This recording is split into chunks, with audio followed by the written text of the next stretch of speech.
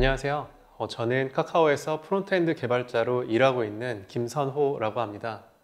현재 카카오에 있는 비즈니스 도메인에서 카카오맵 매장 관리, 카카오 비즈니스 등 비즈니스 관련 서비스를 개발하고 있습니다. 오늘 제가 여러분과 여기서 나눌 이야기는 구조 설계로 함께 성장하기, 주니어의 시도를 리스크 없이 끌어안는 방법입니다. 저는 관리 업무를 병행하고 있는 개발 리드의 관점에서 성장과 완성도라는 두 마리 토끼를 어떻게 잡을 수 있을지 항상 고민해 왔습니다. 오늘 이 자리에서 그 고민에 대한 저의 작은 해답을 여러분과 나눠보려고 합니다. 비슷한 고민을 하고 계신 분들께 작은 도움이 되었으면 합니다. 오늘 발표는 다음과 같은 순서로 진행될 예정입니다. 첫 번째, 어쩌다 시니어가 마주하는 책임과 성장의 딜레마를 이야기하고, 두 번째, 업무 설계를 통해 어떻게 리스크를 관리할 수 있는 안전망을 만들 수 있을지, 세 번째, ISP와 DIP라는 구조적 원칙을 활용해서 기술적인 안전망을 구축하는 방법을 살펴보고, 마지막으로 전체 내용을 정리하면서 마무리하도록 하겠습니다. 먼저 첫 번째, 어쩌다 시니어, 책임과 성장의 딜레마입니다. 발표를 시작하면서 여러분들께 질문을 하나 드리고 싶습니다. 여러분은 시니어 개발자이신가요? 아마 이 질문에 네, 맞습니다 하고 선뜻 대답하시기는 쉽지 않으실 텐데요. 사실 저 또한 그렇습니다. 마음은 아직 주니어 같은데 어느 순간부터 주변에서 저를 시니어로 대하기 시작하더라고요. 마치 갑자기 어른이 돼버린 것처럼요. 저는 시니어 개발자란 이처럼 어른과 같다고 생각합니다. 나는 아직 부족한 것 같은데 주변의 기대와 역할이 나를 어른으로 또 시니어로 만들어주죠. 혹시 이 이야기에 공감이 되신다면 여러분은 이미 시니어이거나 시니어 역할을 수행해야 할 차례가 되신 겁니다. 그렇다면 시니어 개발자는 어떤 사람이어야 될까요? 시니어 개발자에 대한 상은 꽤 다양한데요.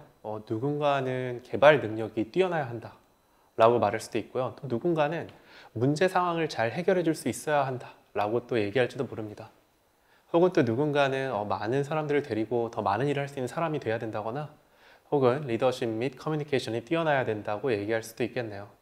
아니면 기술 트렌드에 대해서 좀 더 민감해야 한다 라고 얘기할 수도 있습니다. 그런데 혹시 이런 능력들 어디서 체계적으로 배우신 적 있으신가요? 솔직히 저는 없었던 것 같습니다. 아마 이 자리에 계신 많은 분들도 저처럼 각자의 방식으로 부딪혀가면서 여기까지 오셨을 거라고 생각이 됩니다. 왜 우리는 시니어가 되는 방법을 배우지 못했을까요? 우리가 흔히 겪는 개발자의 성장 곡선을 살펴보면 그 이유를 짐작할 수 있습니다. 졸업 후에 우리는 회사에 입사하면서 개발자로서의 첫 발을 내딛습니다. 누군가에겐 큰 성공으로 보일 수도 있겠지만 사실은 이제 시작이죠. 입사 후에 프로세스가 있는 곳이라면 여러 랜딩 과정을 거쳐서 혹은 이제 잠깐의 방치 기간을 지난 후에 우리는 첫 프로젝트를 시작하게 될 겁니다. 처한 상황에 따라서 누군가랑 같이 할 수도 있고 혹은 혼자 시작할 수도 있습니다. 하지만 그렇게 시작한 첫 프로젝트, 아무래도 실수가 많을 수밖에 없습니다. 학부에서 배운 내용뿐만 아니라 새로운 도메인 용어들과 업무에 필요한 이런저런 지식들로 인해 혼란은 발생할 수밖에 없습니다. 쉬운 작업이라도 아무래도 업무로서 받는 일은 더 많은 고민이 들고 그리고 더 잘해야 될 것 같죠. 첫 프로젝트에서 살아남기 위해 우리는 많은 공부를 하게 됩니다. 그렇게 끝날 것 같지 않던 첫 프로젝트는 다행스럽게도 끝을 맞이하게 되는데요. 자축도 하고 회식도 하면서 결국 나도 팀의 일원이 되었다라는 기분을 만끽하게 됩니다. 하지만 곧바로 또 다음 프로젝트가 이어지고 우리는 이러한 과정을 수없이 반복하게 됩니다. 그렇게 반복적인 프로젝트 수행에 익숙해질 무렵 우리는 어느새 시니어 개발자라는 역할을 부여받게 됩니다. 갑자기 또 이렇게 리드 업무가 주어지고 우리는 또 처음 입사했을 때처럼 당황스러운 순간들을 마주하게 됩니다. 결국 이제 갓 시니어가 된 당신은 여러 프로젝트를 성공적으로 수행해온 경험 많은 주니어 개발자일 뿐이고요. 하지만 그런 당신에게는 여태까지 해보지 못했던 새로운 업무, 바로 책임과 성장이라는 두 가지 목표가 주어집니다. 프로젝트의 안정적인 완수와 동료의 성장, 이 두 가지 목표 사실 하나씩 떼어놓고 보면 굉장히 좀 멋진 목표들인데요. 하지만 이걸 동시에 해내야 된다고 생각하면 마음이 왠지 불편해집니다. 왜냐하면 성장을 위한 도전에는 필연적으로 리스크가 따르기 때문입니다. 그리고 우리는 회사에서 성장할 곳과 일할 곳을 분리할 수 없죠. 먼저 시니어가 된 당신은 프로젝트를 성공적으로 완수시켜야 합니다. 그러기 위해선 안정적인 인력에게 안정적인 업무를 맡기는 것이 좋겠죠. 그리고 또 프로젝트에 있어서 일정 완수는 정말 매우 중요한 요소죠. 우리는 좋은 퀄리티를 유지하면서 정해진 일정을 또 지킬 수 있어야 합니다. 그리고 시니어가 된 당신은 동료들에게 성장할 기회를 줄 수 있어야 합니다. 여러분이 그래왔듯이 같은 일을 반복해와서는 성장할 수 없습니다. 성장할 수 있는 보다 어려운 과제가 필요합니다. 네, 이렇듯 두 가지 목표는 각각 리스크를 증가시키는 요인과 감소시키는 요인을 동시에 포함하고 있습니다. 이것을 잘 조율하는 것이 우리가 원하는 성장과 책임이라는 목표를 달성하는 데 중요합니다. 네, 이처럼 우리 모두는 언젠가 시니어가 되고 아무도 가르쳐준 적이 없는 이런 딜레마에 빠지게 됩니다. 그렇다면 우리는 이 두 모순적인 목표를 어떻게 해결할 수 있을까요? 저는 이 문제의 해답을 우리가 이미 익숙하게 사용하고 있는 업무 도구와 기술적 원칙에서 찾을 수 있다고 생각합니다. 네, 두 번째 이야기, 업무 설계로 만드는 안전망입니다. 우리는 주니어 개발자에게 업무를 할당할 때 늘 고민하게 됩니다. 과연 어디까지가 감당할 수 있는 위험 범위일까? 사실 성장과 안정이라는 두 목표를 모두 달성하려면 이 지점을 명확히 할 수 있어야 합니다. 물론 안정적인 부분에서 생각해보면 가장 확실한 것은 바로 나 자신입니다. 여러분이 여태까지 해왔듯이 직접 작업한다면 더 나은 퀄리티로 리스크 적게 프로젝트를 수행할 수 있을 것입니다. 하지만 여러분이 모든 걸 다 하는 방식은 결국 여러분을 트럭 팩터로 만들 뿐입니다. 우리가 만드는 팀이 원팀이 아니라 사실상 나만의 원맨 팀이 되어버리는 거죠. 여러분이 기회를 받아서 지금 자리까지 왔듯이 우리는 다음 사람들에게 또 기회를 줄 수 있어야 합니다. 그리고 그것이 더 나은 결과로 이어질 수 있도록 해야 합니다. 하지만 업무를 나눠주는 것은 생각보다 쉽지 않은 일입니다. 현재 역량에 비해 쉬운 업무가 주어질 경우 업무는 잘 처리될 가능성이 높겠죠. 하지만 이렇게 비슷한 업무가 반복될 경우에 성장에 부정적인 영향을 끼칠 가능성이 높아집니다. 반면 현재 역량에 비해 과중한 업무가 주어진 경우 업무는 실패할 가능성이 높습니다. 이러한 경우 자신감과 프로젝트의 안정성에 부정적인 영향을 끼칠 가능성이 높습니다. 이러한 문제를 피하기 위해 우리에겐 리스크를 객관적으로 측정할 수 있는 도구가 필요합니다. 난이도라는 정성적 지표를 정량적으로 측정하고 문제가 발생했을 때 빠르게 파악할 수 있어야 합니다. 다행히도 그 도구는 우리에게 이미 익숙한 것들입니다. 바로 피처를 나누는 것과 플래닝 포커입니다. 먼저 첫 번째 도구, 피처 나누기입니다. 여기서 잠시 피처를 나누는 것에 관한 이야기를 좀 해보려고 하는데요. 제가 지금 다루고자 하는 것은 피처를 나누는 방법 그 자체보다는 업무 도구로서의 가치입니다. 피처는 개별 유저 스토리를 보다 개발 관점에서 더 작게 분리한 단위인데요. 여러분이 기획서를 잘 읽고 빈틈없이 잘 나누었다면 피처의 전체 합은 전체 어플리케이션의 기능 요구사항과 같을 겁니다. 그리고 이렇게 충분히 쪼개진 피처는 프로젝트 단위일 때보다 이해하기 쉬운 가업 단위로 변하게 됩니다. 그리고 이렇게 이해할 수 있는 피처는 저희에게 측정할 수 있는 단위가 됩니다. 그런데 그것이 측정 가능한 범위라는 걸 어떻게 알 수 있을까요? 그러니까 즉 잘 쪼개졌는지 말이죠. 저희는 이것을 바로 플래닝 포커를 통해서 알 수 있습니다. 플래닝 포커는 분리된 피처에 대한 일정을 다 같이 산정하는 일입니다. 경험과 경력이 다양한 팀원들이 모여서 피처에 대해 공수를 산정하게 되면 사실 같은 피처에 대해서도 여러 가지 공수 제한이 나타납니다. 그리고 이렇게 의견이 충돌될 경우 우리는 적당한 조율을 통해 일정을 산정하게 됩니다. 그런데 왜 플래닝 포커를 할까요? 사실 이미 산정된 일정이라면 익숙한 사람들이 더 빨리 나눌 수도 있고 또 일정을 산정하는 것도 빠를 겁니다. 그리고 우리는 모두 같은 퍼포먼스를 갖고 있는 것도 아니죠. 이렇게 서로 다른 일정을 부른 우리 팀, 이렇게 산정된 일정을 우리는 과연 개런티 할 수 있을까요? 사실 이러한 차이는 피처에 대한 이해도에서 비롯됩니다. 즉 플래닝 포커는 단순히 일정을 산출한 행위를 넘어서 팀원 모두의 이해도를 맞추는 과정인 셈입니다. 한번 이런 상황을 가정해 보겠습니다. 가상에 2년차, 7년차, 15년차가 있다고 해볼게요. A 프로젝트는 얼마나 걸릴까요? 질문의 크기가 프로젝트가 된다면 여러분들은 쉽게 대답하실 수 있으신가요? 사실 저 또한 쉽지 않은데요. 이렇게 러프한 질문일수록 대답하기가 쉽지 않습니다. 연차가 쌓인 사람이라고 하더라도 경험에 의존한 대답을 할 뿐이겠죠. 그리고 또 이렇게 얘기한 일정의 차이를 좁히는데 개발자 간에 또 많은 논의가 필요하게 될 것입니다.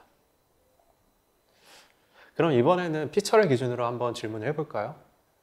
API라는 특정 API를 연동하는데 얼마나 걸릴까요? 라는 질문을 한번 던져보겠습니다. 결과는 어떨까요? 네, 프로젝트 일정 질문대와는 달리 크게 차이가 없는데요. 하루에서 하루 반 정도가 나왔으니 1MD에서 1.5MD 정도의 과제가 될 것 같네요.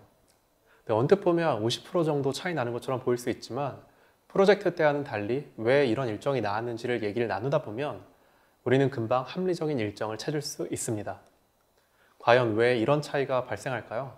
그리고 이 과정은 왜 필요할까요?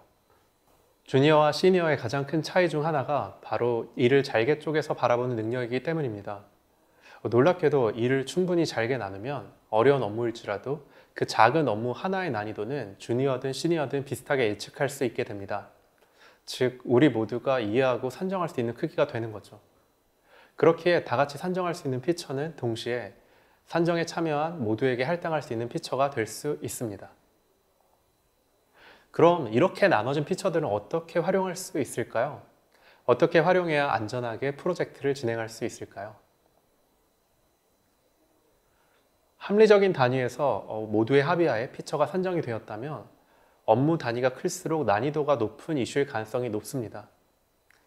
어려운 이슈에 대한 챌린지가 필요하다면 우리는 이런 이슈를 보다 높은 난이도를 필요로 하는 동료에게 할당할 수 있습니다. 그리고 또한 측정이 된 이슈는 동시에 실패 신호를 감지하는 데도 큰 도움을 줄 수 있습니다. 혹시 Rabbit Hole Problem이라는 용어를 들어보셨나요? Rabbit Hole Problem이란 원래 업무 범위에서 벗어나서 작은 문제에 깊게 몰두하는 문제를 말합니다. 개발자들이 아주 쉽게 빠질 수 있는 함정이죠. 저도 주니어 때 많은 이슈를 되게 긴 기간을 끌어서 작업을 했던 기억이 납니다.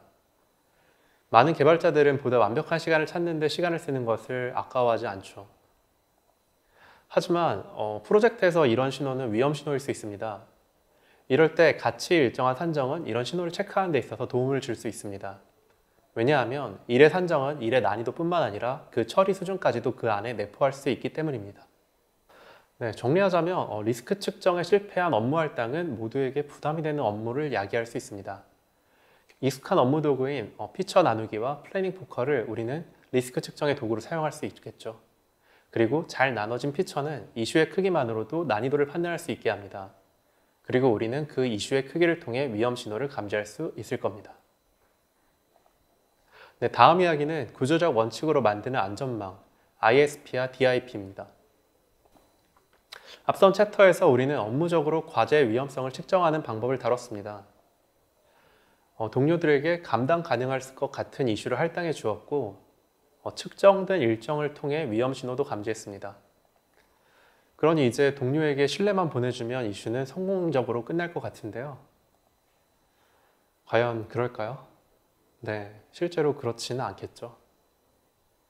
현재 역량보다 어려운 업무가 부여된 경우 실패는 언제든지 일어날 수 있습니다. 물론 실패가 났을 때 바로 투입돼서 고칠 수 있으면 좋겠지만 이미 지나버린 이슈는 적당히 마무리해야 하는 경우도 있습니다. 따라서 우리는 실패가 프로젝트 전체의 위기로 번지지 않도록 막아주는 구조적인 안전망이 필요합니다. 그럼 우리는 어려운 과제의 위험을 어떻게 격리할 수 있을까요? 기술적으로 위험 요소를 격리할 수 있는 방법은 따로 없을까요? 네, 이번 챕터에서는 인터페이스 분리 원칙과 의존성 역전 원칙을 사용하여 기술적으로 위험을 격리하는 방법을 다뤄보겠습니다. 인터페이스 분리 원칙이란 하나의 만능 인터페이스 대신 역할에 맞는 전용 인터페이스를 여러 개 두는 설계 원칙입니다. 클라이언트는 자신이 사용하지도 않는 기능의 변경에 영향을 받지 않아야 합니다. 그림에서 클라이언트 A는 자신이 쓰지 않는 기능 B의 변경에도 영향을 받고 있고 클라이언트 B 또한 기능 C의 변경에 영향을 받고 있습니다. 이렇게 서로에게 불필요한 의존성이 생깁니다. 이렇듯 클라이언트가 자신이 쓰지도 않는 기능에 영향을 받지 않도록 구성하는 것이 인터페이스 분리 원칙입니다.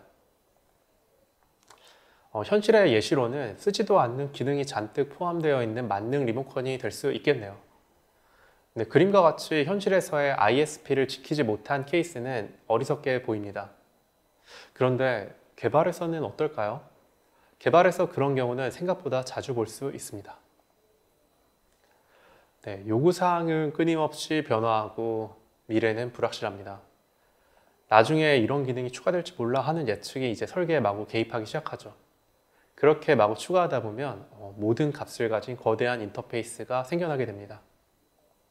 바로 이런 식으로 말이죠. 분명 처음 시작은 변화를 대비하고 미래를 준비하려는 목적의 작업이었을 텐데 결과적으로는 결합도가 상승했고 복잡한 구조를 갖게 되었습니다. 이 거대한 유저 인풋 객체 중에 어떤 값을 사용해서 개발해야 할지 혼란이 오죠. 결국 변화에 유연하게 대처하려던 설계가 작은 변화에도 깨지기 쉬운 구조가 되어버렸습니다. 이렇게 예제만 보면 어리석게 보일 수 있지만 프론트엔드 개발에선 이런 경우를 생각보다 많이 만날 수 있습니다. 왜냐하면 프론트엔드가 API 인터페이스를 설계하는 쪽이 아닌 소비하는 쪽이기 때문입니다. 한번 어떤 API A가 있다고 가정해 보겠습니다. API A는 내부적으로 여러 출처의 엔티티를 활용해서 만들어졌을 것입니다. 그리고 그러한 정보를 프론트엔드에서 활용할 수 있도록 합쳐서 제공을 해줄 겁니다. 엔티티 단위의 API 요청은 양측에 있어서 모두 번거로운 경우가 많으니까요. 문제는 이러한 구성이 어떤 식으로 이루어졌는지 클라이언트 측에서는 알 길이 딱히 없다는 점입니다. 그렇기에 그 다음 영역은 작업자의 재량이 될 수밖에 없습니다. 그리고 그 지점은 동시에 실패 가능 지점이 됩니다. 한번 아까 보았던 복잡한 인터페이스의 유저 인풋 객체를 가져와 봤는데요. 우리는 여기서 해당 객체를 사용해서 주니어 개발자에게 프로필 화면 개발을 요청하는 상황을 가정해 보려고 합니다. 많이 줄여놓긴 했지만 한 페이지를 넘는 구조의 API 인터페이스는 실제로 사용하는 입장에서는 보다 복잡하게 느껴질 겁니다. 모든 값을 다루는 모듈을 만들거나 혹은 이제 페이지에서 직접 사용하게 만들 수도 있겠죠. 이후 이슈가 발생했을 때 수정해야 될 곳이 많습니다. 여기서 인터페이스 분리 원칙은 주니어 개발자에게 필요한 만큼의 재료를 덜어주는 소분 용기 역할을 할 수 있습니다. 그리고 시니어의 역할은 이러한 용기를 미리 만들어주는 것입니다. 업무를 나눠주기 전에 우리는 보통 전체 어플리케이션이 어떤 형태로 구성되고 있는지를 파악할 텐데요. 만약 유저 정보를 사용하는 곳이 기획서상 프로필 페이지, 연락처 페이지, 관리자 페이지로 나뉘어져 있다면 이에 맞춰서 클라이언트도 모델을 설계할 수 있어야 합니다. 시니어 개발자는 코딩을 시작하기 전에 주니어가 작업할 범위를 명확하게 정의해주는 역할을 해야 합니다. 이때 이 작은 인터페이스들이 바로 주니어의 안전망이자 명확한 업무 지시서가 됩니다. 업무를 나눠주기 전에 우리는 전체 어플리케이션이 어떤 형태로 구성되어 있는지 이해하고 있어야 합니다. 만약 유저 정보를 사용하는 곳이 기획서상 프로필 상단, 연락처 정보, 관리자 페이지 등으로 이루어져 있다면 우리도 그에 맞춰 클라이언트도 모델을 설계할 수 있어야 합니다. 시니어는 코딩을 시작하기 전에 주니어가 작업할 범위를 명확하게 정의해주는 역할을 해야 합니다. 이 작은 인터페이스들이 바로 주니어의 안전망이자 명확한 업무 지시서가 될 수 있습니다. 예제에서는 API 리스폰스를 통해서 뷰 모델을 만들었는데요. 뷰 모델에 필요한 인터페이스 값의 형태가 API 리스폰스의 형태와 같아서 여기선 그저 값을 가져오는 정도로 그치겠지만 이렇게 모델을 정리해 놓은 경우 형태가 다르더라도 그 변화율을 뷰 모델 내에서 흡수할 수 있을 겁니다. 이를 바탕으로 우리는 설계 의도를 포함한 이슈를 다시 전달할 수 있을 겁니다. 똑같이 프로필 화면을 개발해도 프로필 헤더 인포라는 인터페이스를 사용하거나 혹은 그에 맞는 뷰 모델을 정의해서 사용하도록 말이죠. 이렇듯 명확한 계약 기반으로 업무를 할당하게 된다면 명확하게 정의된 작은 인터페이스는 주니어에게 명확한 작업 범위를 알려주는 가이드가 되고 사이드 이펙트를 원천적으로 차단할 수 있는 안전망이 되면서 작은 성공 경험을 통해 자신감을 부여하는 성장의 발판이 될 수 있습니다. 예제에서는 사실 쉬운 사례를 들었지만은 보다 어려운 케이스가 된다면 이는 보다 효과적일 겁니다. 다음으로 사용할 도구는 의존성 역전 법칙입니다. 의존성 역전 법칙은 상위 수준의 모듈이 하위 수준 모듈에 직접적으로 의존하지 않도록 설계하는 설계 원칙입니다. 네, 그림에서는 데이터 패칭 로직을 들고 있는 컴포넌트를 보여주고 있는데요. 이렇게 작성할 경우 데이터 패칭 로직의 컴포넌트는 직접적인 영향을 받게 됩니다. 이렇게 하는 대신 양쪽 모두가 계약에 의존해서 구체적인 구현이 바뀌더라도 상위 정책의 영향을 최소화할 수 있도록 하는 것. 이것이 의존성 역전 법칙인데요. 이를 통해 변화에 유연하고 리스크에 강한 구조를 만들 수 있으며 복잡한 시스템을 우리는 안정적으로 성장시킬 수 있습니다. DIP도 현실의 예를 한번 들어볼까요? 한번 벽에 헤어드라이어를 직접 납땜해서 연결했다고 상상해 보겠습니다. 실제로 이렇게 연결해 놓을 경우 헤어드라이기는 분명히 잘 동작할 겁니다. 하지만 청소기라던가 충전기라던가 다른 도구를 쓰려면 우리는 벽을 뜯어내거나 납땜을 다시 해야 될 겁니다. 너무 좀 비상식적이죠. 우리는 이렇게 비상식적인 행위 대신에 컨센트라는 계약을 통해 어떤 전기기구든 자유롭게 연결해서 사용하고 있습니다. 하지만 개발의 세계에서는 이와 같은 일이 아주 흔하게 심지어 합리적인 이유로 벌어지곤 합니다. 바로 이런 식으로 말이죠. 네, 의존성을 부여하는 것은 현실에서의 납셈처럼 어렵지 않습니다. 그저 코드 몇 줄이면 충분합니다. 네, 샘플 코드는 빠르고 직관적인 코드를 목표로 한 것으로 보입니다. UI와 데이터 로직이 섞여서 UI 단위 테스트가 어려워져 있고 데이터 로직이 컴포넌트에 갇혀서 재사용할 수 없습니다. 그리고 이렇게 두 가지 책임이 섞여 있기 때문에 유지 보수는 보다 어려워지겠죠. 예제는 간단한 형태지만 이와 같은 방식으로 작업이 지속될 경우에 수백 줄의 코드로 확장되는 건 금방입니다. DIP에 대해서 작은 사례를 통해 좀 더 얘기해 보려고 합니다. 여기 프로필 화면 개발이라는 과제를 가져왔는데요. 작업자는 어떤 기능이 필요한지 화면에 대한 스펙을 전달받고 그리고 그 데이터를 어디서 받아야 하는지 확인할 겁니다. 그리고 기능 요구사항에 따라 의식의 흐름대로 설계를 하게 된다면 프로필 화면은 유저인포 API를 요청하는 기능을 포함하게 될 거고 에러 처리 또한 기능에 포함될 겁니다. 그런데 이 유저 프로필 컴포넌트를 한번 살펴볼까요? 화면을 그리는 코드와 함께 API를 호출하고 에러를 처리하는 구현 로직이 아주 단단하게 결합되어 있는데요. 이 코드는 아마 많은 분들께 익숙한 모습일 겁니다. UI를 그리는 컴포넌트 안에 데이터를 불러온 로직이 섞여 있죠. 가장 빠르고 직관적으로요. 그런데 여기서 실수가 발생하면 어떻게 될까요? 물론 코드상으로는 이 컴포넌트 안에서만 문제가 생길 겁니다. 그럼 된 거 아니냐고요? 그렇지 않습니다. 진짜 위험은 다른 곳에 있습니다. 바로 변경이 필요할 때입니다. 보이지 않는 위험들에 대해서 한번 얘기를 해보려고 합니다. 만약 이 유저인포 API 주소가 바뀌거나 혹은 이제 데이터를 가져오는 방식, 현재는 지금 패치를 쓰고 있는데 엑시오스라던가 다른 라이브러리를 사용해야 된다고 한번 상상해 보세요. 네, 지금 구조에서는 이 유저 프로필 컴포넌트의 코드를 직접 수정해야 할 겁니다. 거기다가 만약 이런 패턴으로 만들어진 컴포넌트가 프로젝트에 수십 개가 있다면 우리는 그 수십 개의 파일을 모두 찾아다니며 똑같은 수정을 반복해야 합니다. 이것이 바로 변경의 위험이 프로젝트 전체로 번지는 상황입니다. 수정 범위가 넓어지고 예측하지 못한 버그가 발생할 확률이 높아지며 프로젝트의 유지 보수 비용이 급격하게 증가하게 됩니다. 따라서 우리는 여기서 한 단계 더 깊은 안전망, 즉 구현의 세부 사항이 변경되더라도 다른 코드에 전혀 영향을 주지 않도록 둘을 완벽하게 격리시키는 안전망이 필요합니다. 이때 우리는 UI를 그리는 컴포넌트와 데이터를 불러오는 로직을 분리하기 위해 여러 가지 방법을 사용해 볼 수 있는데요. 여기서 저는 간단한 도구인 리액트 훅을 사용해서 이 코드를 개선해 볼 겁니다. 저는 코드를 파악하기 위해 코드 행위를 보다 단순하게 나타내는 습관이 있는데요. 좌측에 보시는 것처럼 유저 프로필은 스테이트, 데이터 패칭, 에러 핸들링, 렌더의 구성으로 되어 있는 걸 확인할 수 있습니다. 그래서 우리는 이 두 가지 책임을 분리할 겁니다. 바로 앞서 언급했던 리액트의 훅을 통해서요. 한번 유저 코드를 한번 살펴볼까요? 지금 보는 코드에서는 데이터 통신, 로딩 상태 관리, 에러 처리, 이 복잡하고 위험한 로직을 모두 이 유저라는 상자 안에 모두 담았습니다. 그 결과 실제 화면을 그리는 유저 프로필 컴포넌트는 다음과 같이 변했습니다.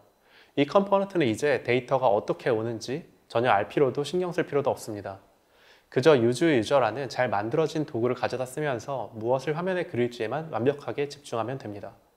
이것이 바로 의존성 역전 원칙, DIP의 힘입니다. 그런데 이는 언뜻 보면 훅을 그냥 분리한 사례로 보여지는데요. 그리고 또 훅을 그냥 컴포넌트에서 사용하고 있으니 의존성 방향도 그대로인 것처럼 보입니다. 하지만 그렇지만은 않습니다. 지금 본 개선 사례는 언뜻 보면 리액트 훅을 통해 기능을 분리한 사례로 보여집니다. 의존성 방향도 그대로인 것처럼 보이죠. 프로필 컴포넌트에서 그냥 패치 훅을 사용했으니까요. 하지만 실제로는 그렇지는 않습니다. 여기서 중요한 것은 어떤 방향으로 어떻게 사용했느냐입니다. 이 지점에서 중요한 것은 바로 계약입니다. 이 어떻게의 복잡함과 실패의 가능성을 숨기는 것이 바로 DIP의 핵심입니다. 네, 이렇게 정한 계약 덕분에 우리는 유저 내부를 완전히 블랙박스로 만들 수 있습니다. 화면에서 보시는 바와 같이 타입 F에는 user is loading, error라는 값을 반환하고 있는데요. 이렇게 정한 계약사항만 지킨다면 나중에 성능 개선을 위해 내부 로직을 패치해서 리액트 쿼리와 같은 라이브러리로 통째로 바꾼다 하더라도 유저 프로필 컴포넌트는 단 한 줄도 수정할 필요가 없게 됩니다. 컴포넌트는 그저 계약을 신뢰하고 자신의 일만 하면 되게 됩니다.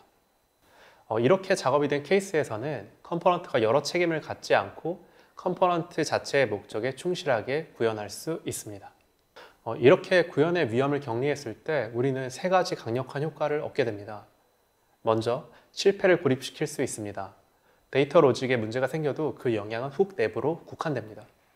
두 번째로 책임이 분리되어서 작업자는 UI 개발에만 집중하면서 성공 경험을 쌓을 수 있습니다.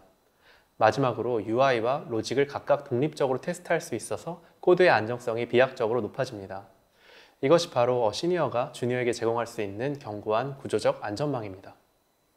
네, 이번 챕터에서는 다음과 같은 이야기를 나눴습니다. 잘 나눠진 피처만으로는 실패를 막는데 부족하고 그렇기에 안전하게 실패할 수 있는 방법을 준비할 필요가 있습니다. 그리고 이를 위해 간단한 방법으로 인터페이스 분리 원칙과 의존성 역전 원칙을 사용해 보았고요. 인터페이스 분리 원칙에서는 불필요한 의존성을 제거하고 위험 범위를 좁히는 방법을 알아보았고, 의존성 역전 원칙을 통해 저수준의 위험을 상위 수준의 모듈과 격리하는 방법을 살펴보았습니다. 네, 이제 마지막으로 오늘 나눈 이야기들을 정리하면서 발표를 마무리하려고 합니다. 우리는 발표를 시작하며 하나의 딜레마를 마주했습니다. 바로 프로젝트의 안정적인 완수라는 책임과 동료의 성장이라는 목표 사이의 충돌이었죠. 이 두 가지는 따라보면 정말 멋지지만 함께 두면 불편한 과제였습니다. 성장을 위한 도전에는 필연적으로 리스크가 따르기 때문입니다. 우리는 이러한 리스크를 관리하기 위해 몇 가지 도구를 살펴보았습니다. 피처를 나누는 것과 플래닝 포커를 통해 과제의 난이도를 함께 측정하고 리스크를 예측했습니다. 이것은 마치 우리가 다룰 과제의 무게를 재는 저울과도 같습니다. 두 번째로 ISP, 즉 인터페이스 분리 원칙을 통해 주니어에게 딱 필요한 만큼의 재료만 담아주는 소분 용기를 만들어 주었습니다. 이를 통해 작업 범위를 명확히 하고 불필요한 사이드 이펙트를 차단했습니다. 그리고 DIP, 의존성 역전 원칙을 통해 복잡한 구현은 감춘 채로 잘 닦인 도구를 제공했습니다. 주니어는 어떻게가 아닌 무엇을에 집중하며 안전하게 자신의 과제를 수행할 수 있게 됩니다. 시니어 또한 이렇게 저울의 무게를 재고 용기의 재료를 담고 구조를 제공하는 구조 설계자가 되는 것입니다. 그리고 주니어는 그 안전한 구조 위에서 마음껏 시도하고 도전하며 성장하는 경험을 할 수 있게 됩니다. 발표를 시작할 때 던졌던 질문으로 다시 돌아와 보겠습니다. 그렇다면 시니어 개발자는 어떤 사람이어야 할까요? 제가 오늘 이 자리에서 찾은 답은 이렇습니다. 결국 시니어는 정답을 알려주는 사람이 아닙니다. 저는 시니어가 팀원들이 안전한 구조 위에서 마음껏 시도하고 스스로 답을 찾아갈 수 있도록 좋은 질문을 설계하는 사람이라고 생각합니다. 이 기능에 필요한 데이터는 정확히 무엇일까? 이 로직의 불안정성을 어떻게 감출 수 있을까? 이 과업이 동료에게 어떤 성공 경험을 줄 수 있을까? 이런 질문을 통해 그리고 이러한 구조적 설계를 통해 우리는 주니어의 시도를 리스크가 아닌 성장 기회로 만들 수 있습니다. 책임과 성장은 더 이상 딜레마가 아닌 함께 성장하는 선순환의 고리가 될 수 있습니다. 지금까지 발표를 들어주셔서 감사합니다.